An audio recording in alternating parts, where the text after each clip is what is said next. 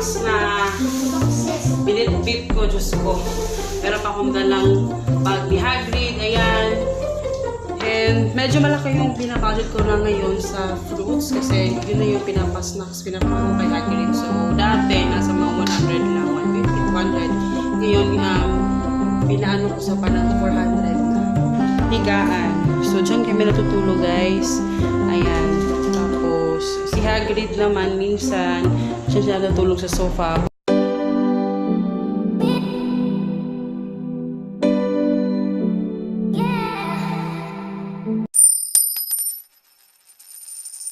So, ayan, doon ka kayo ilalagay kasi medyo, sansyahan nyo na yung aking background, ha? At saka, yun naman, yung aming kortina. Doon pula, dito yung kasi nilabhan ko yung dito na, kasi sobrang dumi. Ito yung box na binitbit ko, Diyos ko. Meron pa akong dalang bag ni Hagrid, ayan. Tapos, meron pang yung eco bag, Diyos ko.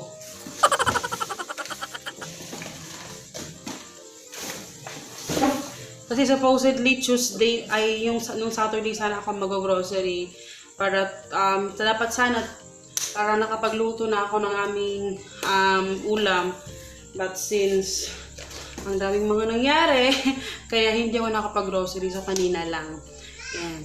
Ayan si Hagrid, say hi nak, say hi. Ayun, so kami lang dalawa ngayon, no? So, kita ko na lang sa inyo yung meat na nabili ko. So eto, bumili ako ng ground pork. Dapat sana ground beef talaga yung bibilhin ko. Pero eto naman yung natira sa Monterey din to. Hello naman Monterey, parang lagi naman ako nakabili sa inyo, no? Hagrid. So, konti na lang. So, sabi ko kay Papa, i-mix na lang namin yung ground pork.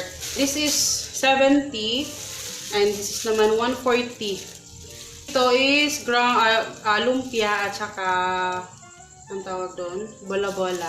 Yan, pork bola-bola para pambaon. Alam nyo na.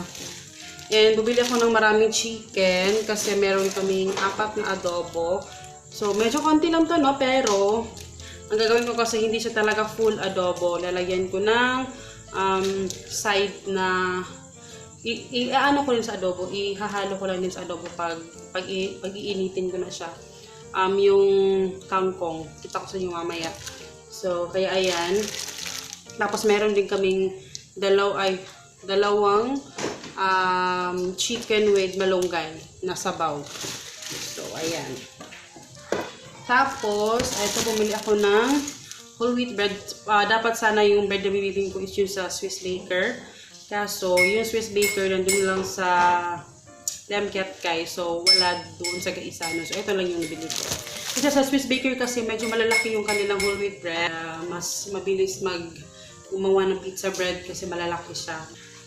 Ayan. Tapos ito, bumili ako ng si Hagrid yung kumuha kanina. Na-vlog ko ata siya. So, kumuha siya ng ganito. Ay, hindi ko siya na-vlog na kumuha ng ganito. So, ayan. Kinainan niya ngayon yung Pascual. So, i-refrigerate na natin. Tapos, dalawang feta. Ayan. Dalawang boxes na feta. Favorite. Kasi minsan usually binabaon talaga to ni Hagrid together with fruits. Ayan. So, dalawa. Nova. Actually, dalawa to Nova. Asa na yung isa? Walang maliliit na Nova. Ang gusto-gusto ko sa Nova kasi ang nakakabusog siya. Alam mo yung parang kumakain ka na rin ng so nakakabusog talaga siya. So, dalawa na malalaki kasi walang maliit kanina. Ito, kinuha din to ni Hagrid yung Coco Crunch. Ang init, guys. Kasi medyo maliwanag, no? And meron din cheese ring. Ayan, favorite pa nila ni Hagrid.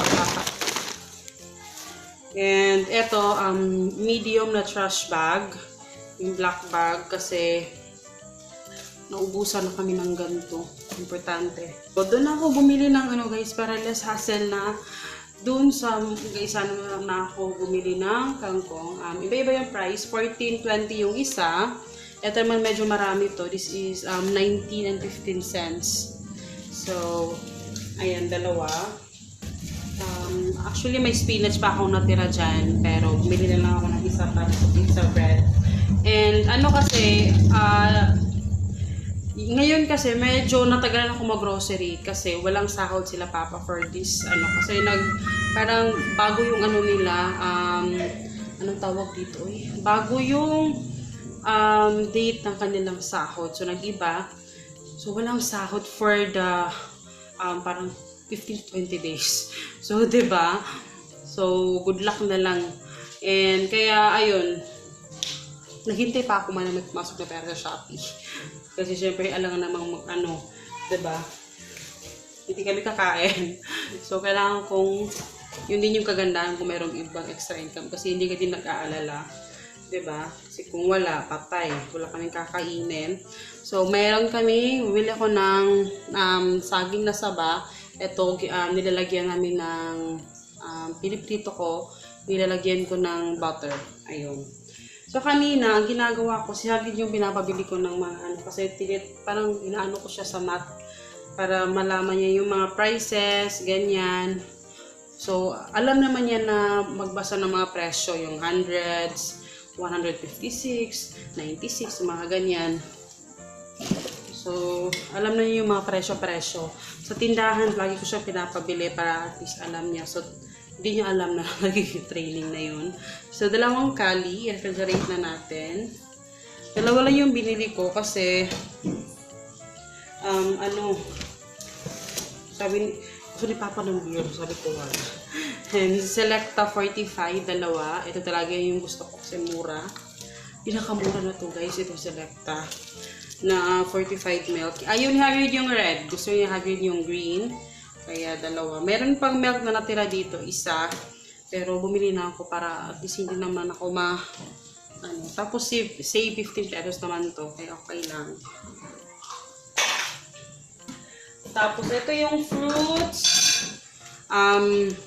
Itong fruits, yung ginagawa ko dito guys, isang fruits na pinapabango ko kay Hagrid. Tapos, minsan nilagay ko ng fita or minsan naman, kung ano lang yung malagay ko.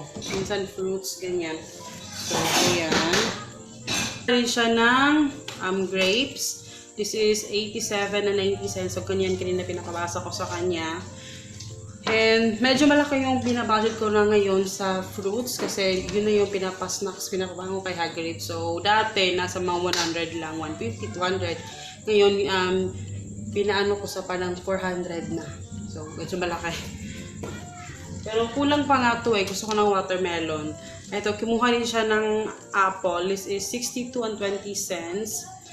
So, hindi ko alam bakit na kinuha yan. Gusto niya rin yung kumain ng apple. Hindi naman siya mahilig sa apple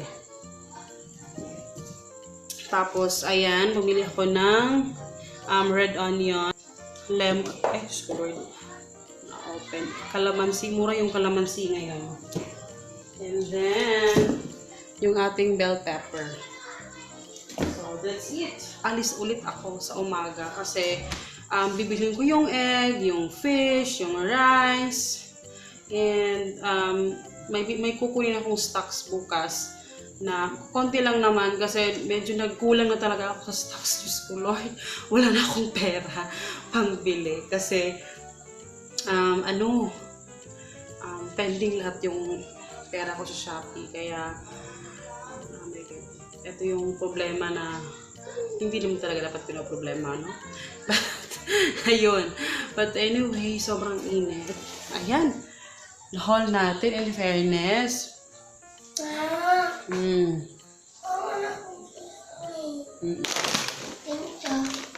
Welcome. So kami lang dalawa. Si Papa mamaya pa yun uuwi. I think mga 8, 9 siguro, mga almost 10 rin makakauwi yun. So after nito, mag-bath na tapos matutulong na yan. Wala lang kaming time mag-study. Today ayaw ko na siya pag-aralin kasi anong oras na. And medyo pagod na siya, no? Pagod ng lolo nyo. Ayan, kumakain na siya ng cheese ring. Minsan lang siya nakakain ng cheese ring pag nag-grocery lang kami. Hindi ko alam. Hindi pwede ubusin yan, ha? Malaki yan, ha? Kasi walang mga maliliit na So, i-on ko na yung electric fan. Alam nyo ba, dito kami sa labas natutulog. Dito na kami. Sa baba, nilalabas namin yung aming higaan. So, dyan kami natutulog, guys. Ayan. Tapos, si Hagrid naman, minsan, siya natutulog sa sofa pag gusto niya. Kasi gusto niya yan natulog. So, diba? Kasi dun sa loob, dun ko nilagay yung may mga stock sa loob, guys. Hindi nakasya dito sa, sa labas. So, ayun. So, yun na ata yung update ko sa inyo. Medyo, walang ganap ngayong araw na ito. Pero bukas, magluluto. Kailangan ko lang magluto ng aming ulam. Kasi yung gagawin ko ng ulam, medyo marami kasi up to September 30. So, anong petsa ngayon? Today is Monday. September 16, 2019. So, imagine niyo parang 12 days. I know. 11 days na breakfast yung aking lutuin. So, up to 30. So, ayun.